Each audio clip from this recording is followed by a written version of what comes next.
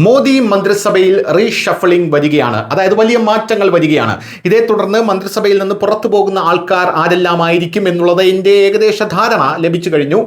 പക്ഷേ അകത്തേക്ക് വരുന്നത് ആരായിരിക്കും എന്നുള്ള ചോദ്യമാണ് ഇപ്പോൾ ഉയരുന്നത്.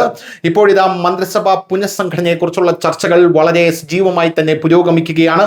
ഈ വിപുലീകരണത്തിൽ പരിചയസമ്പന്നരായിട്ടുള്ള വിരമിച്ച ഉദ്യോഗസ്ഥർക്ക് പ്രധാനപ്പെട്ട സ്ഥാനമാനങ്ങൾ ലഭിക്കുമെന്നുള്ള ഊഹാപോഹങ്ങളാണ് ഉയർന്നു വരുന്നത്.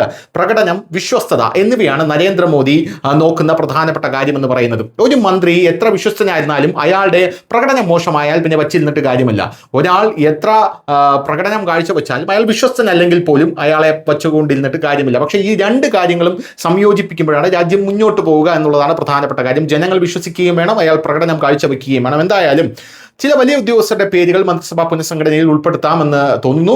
സ്രോതസ്സുകൾ പ്രകാരം ശക്തികാന്ത ദാസ്, തപൻ ദേക്ക തുടങ്ങിയ ഉന്നത ഉദ്യോഗസ്ഥരുടെ പേരുകളാണ് നിലവിൽ ഏറ്റവും കൂടുതൽ ചർച്ച ചെയ്യപ്പെടുന്നത്.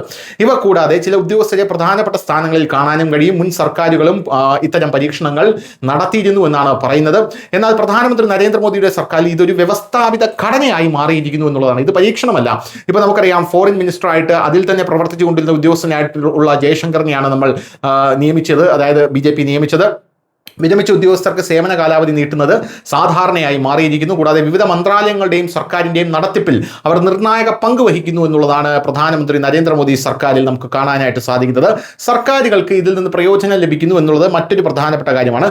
ഇന്ത്യയിൽ മാത്രമല്ല, പല രാജ്യങ്ങളിലും ഈ പരീക്ഷണം നടക്കുന്നു എന്നുള്ളത് മാത്രമല്ല, ഇപ്പോൾ തമിഴ്നാടിനായിട്ടുള്ള വിജയ് നയിക്കുന്ന തമിഴ്നാട് സർക്കാരിൽ പോലും ഈ പരീക്ഷണമാണ് ഏറ്റവും കൂടുതൽ നടക്കുന്നത്. News desk, news India Malayalam.